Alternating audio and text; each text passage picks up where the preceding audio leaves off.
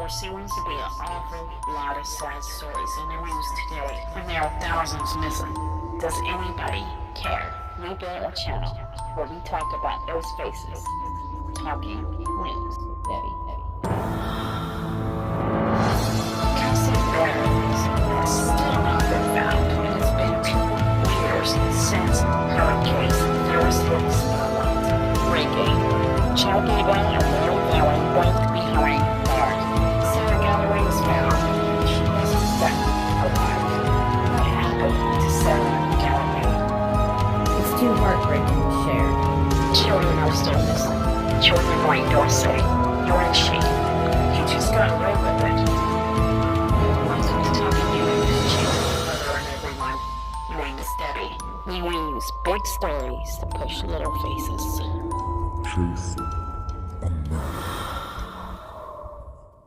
Hello everyone, welcome to Chasing a Murderer Talking News.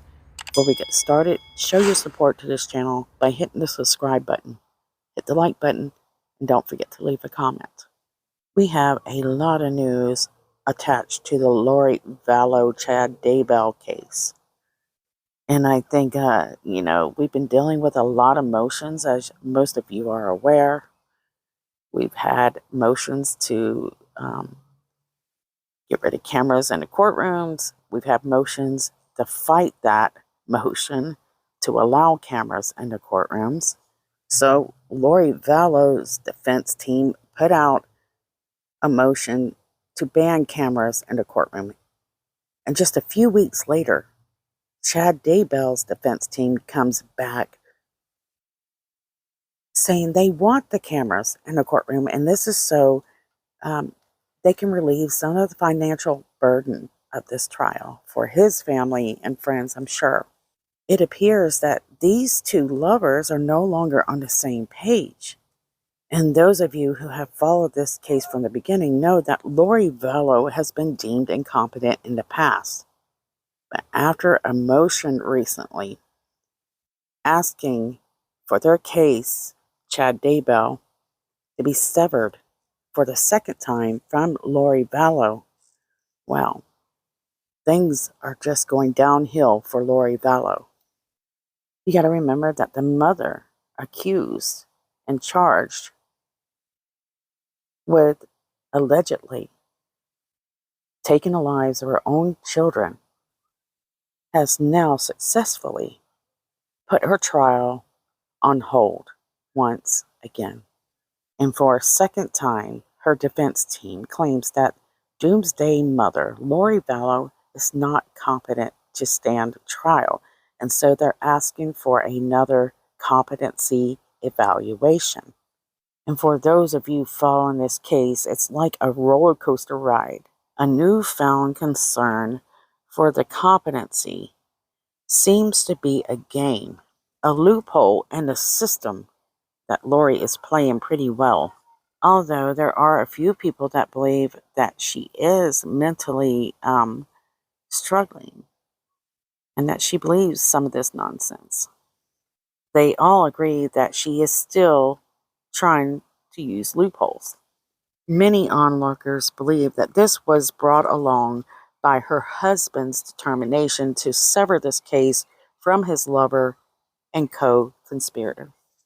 Remember, in the beginning, these two were joined at the hip with no concerns of what was happening around them. In fact, it seemed that Chad Daybell was very happy. He had no issues in supporting his new wife of barely 2 weeks, right after the death of his first wife, Tammy Daybell. Tammy passed away under suspicious circumstances, but there was no autopsy at the time. It was later that police actually exhumed her remains because of a few tips and suggestions of people involved in Lori's life.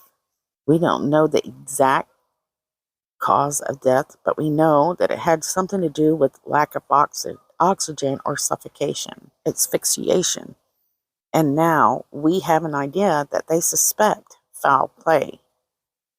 And we haven't forgot about Charles Vallow, who was actually shot by Lori's brother Alex Cox, claimed in self-defense. And what the police find later suggests it's nothing to do with self-defense.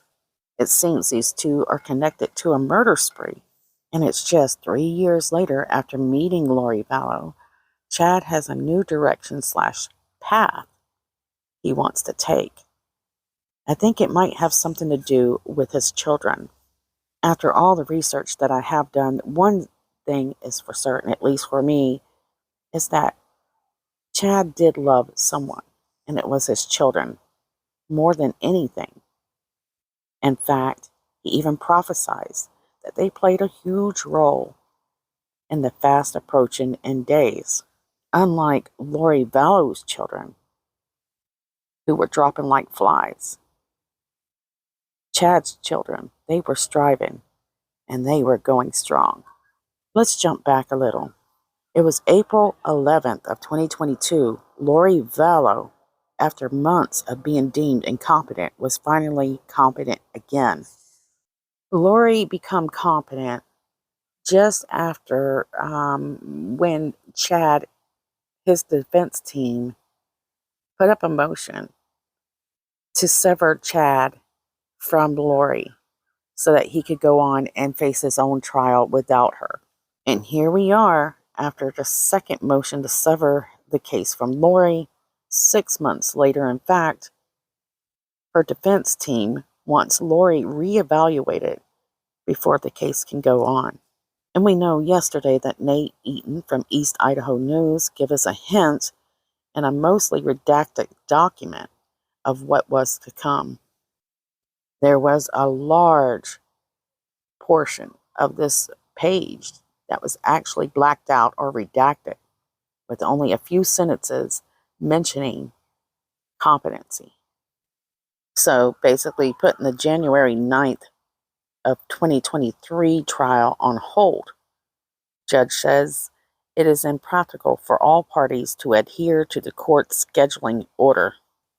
Several media sources have reached out to Lori's defense team for more answers with no luck whatsoever. Just further frustrating everybody that's been waiting for justice for so long. Remember, the children have not even been laid to rest. It was 2021, a grand jury indicted both the Daybells for the murder of Tylee Ryan, who was 17, and J.J. Vallow, who was 7. And it just seems to be going on forever and ever and ever, waiting for this justice for these kids. For most people, especially those who have loved ones attached to the story, it's been a nightmare. Real quick, I want to share some subscriber thoughts. So what do they think about what's going on with this case? 1, this is making me sick to my stomach. 2, these delays are cruel and unjust. 3, John Pryor wants to end the joiner because he thinks it would be more fair for Chad. 4, I believe that Lori is a narcissist psychopath. She is clever and manipulative. Next, what a piece of work this woman is. She has to control the agenda. 7, a feel for Larry and Kay. 8, they wiggle and try to delay, but justice is coming. 9, I'm not surprised that these two have turned on each other. 10, I believe that she really is insane and that she believes that she is the messenger of God. So, I think we all agree that Lori is using this as a game and that the courts will have to put an end to the circus. No matter how many motions or distractions they throw, justice will prevail. Guys, just hang in there. Now, I just actually found a statement that Kay Woodcock shared with media. So let's go over it real quick. It appears she feels the same way as we do. And this one is from Justin Lum. Quote, the court is wasting time even considering her competency. She's doing what she does best, playing games and manipulating the situation to suit her wants, her needs. I'm angry and disappointed beyond belief, end quote. Well, yeah, I mean, here they were feeling as if they were getting somewhere and that time of justice was approaching and the time to lay her grandson to rest was not that far in the future. But now, Lori sees the walls starting to crumble around her. And, well, she's going to do what she has to do to cause chaos, despise everyone, and despite everyone. I couldn't imagine being in the shoes of many of the family members involved with this case. We know what it feels like. We realize that it is like a roller coaster. It's insane, it's crazy, and unbelievable. But imagine it being your daughter. It's 3 times, 100 times worse. But I want to say that I don't think there's any need to worry. In fact, don't even let this bother you. Because Lori is watching this media. People don't realize it, but she cares about how she's seen, what's going on, and she gets the thrill when you're upset. So it's better to show that you're not upset, and I think that would get to her more than, things would get to you. In my research, I have noticed that Lori just loves to see people in pain and how she's been portrayed as a great parent, wife that suddenly changed. I don't know, because she's always had this darker side to her. There has been multiple witnesses to prove that is the true. It's true. I mean, it's not something we're saying. That's my opinion. She has a very dark past, one of torturing people, punishing people, stalking people. And it's hard to know. A lot of people are like, Chad Daybell is responsible for making her go as far as she did. He did encourage her, but if you compare the past, he's always encouraged people and supported people, and they've never ended up in death. But Lori Vallow now, that's a different story. So maybe, guys, it was just a disastrous recipe, these two. When they met, the walls crumbled, the earth shook, and people dropped like flies. In this case, we can point fingers and suggest, one was worse than the other. But when it comes down to it, they both were involved with everybody that lost lives attached to this case. I really do think that the judge, in order to prevent any more circus, should separate the case or the joiner, because these two are just making the justice system look so flawed. They're using it as leverage to hold each other back or to push someone into the fire. Make sure that you guys comment below and share your thoughts. What do you think's really going on here? I'm sorry, guys. I'm going to have to close out kind of early today. I'm going to start taking the weekends off because this stuff is so much work I don't think people realize. And there's just got to come a point to where you have to give yourself some free time from it. There's a lot of sad cases, and it will work on and wear and tear on your heart and your mind. So share your thoughts below. And I want to say thank you so much that those of you have been a support system from the very beginning.